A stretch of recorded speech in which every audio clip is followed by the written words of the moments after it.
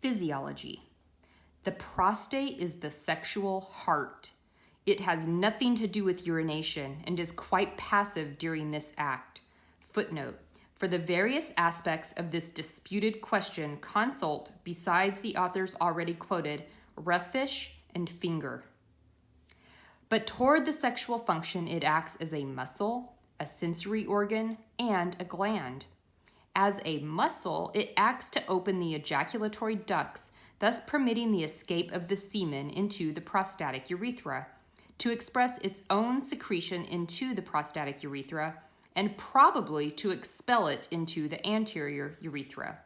The accepted function of the verumontanum, viz. To close the vesical orifice and prevent regurgitation of semen into the bladder, has been denied by Walker and others. The seat of sexual sensation in the prostatic urethra is, perhaps, throughout its mucous membrane, but more probably it is confined to the verumontanum. When erection has been stimulated by friction of the glans penis, the verumontanum becomes congested and irritated, perhaps by a spinal reflex, perhaps by the gradual influx of semen into the prostatic urethra, and ejaculation results.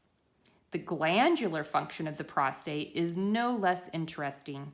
Besides acting as a simple diluent, it adds something to the semen that keeps the spermatozoa alive for several days, whereas other diluting fluids keep them alive only 3 or 4 hours. The secretion of the prostate is a thin, turbid fluid of watery consistence, of slightly acid reaction, and of seminal odor. Its qualities in health and disease have already been described. Page 164.